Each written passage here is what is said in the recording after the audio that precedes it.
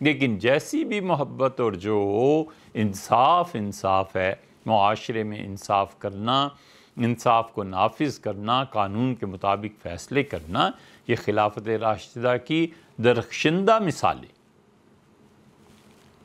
اس لیے اتنی تفصیل سے عرض کیا ہے کہ یہ چوتھی چیز ہے جس کا معاشرے میں تحفظ چاہیے، جان کا، مال کا، نسب کا، عقل کا۔ دنیا میں کوئی ایک آدمی ایسا بتائیں جو کہے میں ایسے معاشرے میں رہنا چاہتا ہوں جہاں جان کا کوئی تحفظ نہ، جو چاہے جس کو مار دے۔ کوئی ہے عقل مند ایسا؟ کوئی یہ کہے کہ مال کا تحفظ نہیں چاہیے، جو جس کو چاہے لوٹ لے۔ میں ایسے ملک میں رہنا چاہتا ہوں۔ کوئی ہے جو ایسے کہے کہ میں ایسے ملک میں رہنا چاہتا ہوں جہاں نسب کا کوئی تحفظ نہ ہو، جو جس کے ساتھ چاہے مکالمہ کرتا پھرے، اور اس کی اولاد کسی سے ہو اور یہ خود کسی کی اولاد سے ہو، کوئی پرواہ نہیں ہے۔ کوئی معاشرہ ایسا ہے دنیا میں جس میں کہیں کہ عقل ہو یا نہ ہو، میں اس معاشرے میں رہنا چاہتا ہوں۔ دیوانے ہوں لوگ، اور کوئی آدمی عقل کے مطابق کام نہ کرتا ہو تو مجھے کوئی پرواہ نہیں۔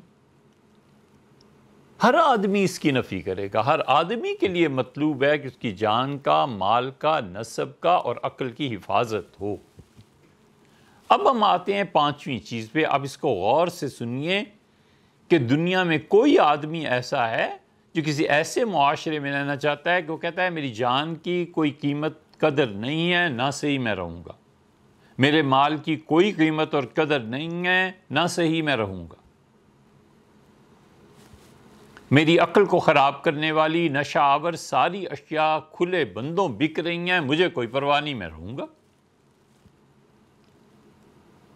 اور میرا نسب، میں خود کس سے پیدا ہوا ہوں اور مجھ سے کون آگے پیدا ہو رہا ہے، مجھے کوئی پرواہ نہیں، میں اس میں رہوں گا۔ کوئی ہے دنیا میں جو اس کو کہے؟ اسی لیے جس ملک میں جان کا تحفظ نہ ہو، جس ملک میں مال کا تحفظ نہ ہو، جس ملک میں چوری چھپے عقل اور نسب دونوں کو تباہ کرنے کی کاروائیاں ہو رہی ہوں اور پوچھنے والا کوئی نہ ہو، اس ملک کا نام ہے پاکستان۔ اس لیے ہم کہتے ہیں کہ جو لوگ اسے چھوڑ کر چلے گئے اور انہوں نے اللہ کے دین کے لیے کہیں بھی غیر مسلم دنیا میں کام شروع کیا ہے، اللہ تعالیٰ انہیں برکتوں سے نوازے، اللہ تعالیٰ ان کی کاموں کو سراہے قیامت میں انہیں اجر دے، اور خدا ان کی اولادوں کو دین کے لیے استعمال کریں، جہاں ان کی جان کا بھی تحفظ ہے، مال کا بھی تحفظ ہے، اور باقی چیزوں پہ بات بھی کرتے ہیں۔ اسی لیے ہم کہتے ہیں کہ وہاں پر کم سے کم ان چیزوں کا تحفظ ہے، اور نسب کا بھی بہت حد تک ہے۔ اگر آدمی خود گڑبڑ نہ کرے تو نسب کا تحفظ بھی ان معاشروں میں پایا جاتا ہے۔ چنانچہ ایسے ممالک دنیا میں مل جائیں گے جہاں ایسے گورے رہتے ہیں جن کے پاس اپنے ہزار سال کے نسب نامے محفوظ ہیں۔ یہ صرف دنیا میں مسلمانوں ہی کی خصوصیت نہیں ہے، غلط فہمی میں ہے وہ لوگ جو سمجھتے ہیں کہ یہ صرف مسلمانوں کی خصوصیت ہے۔ یہ ایک لمبا موضوع ہے، اس پہ بات تو کرنی نہیں، لیکن دنیا میں ابھی بھی ایسے خاندان موجود ہیں جو یہ کہتے ہیں، اور جہاں پر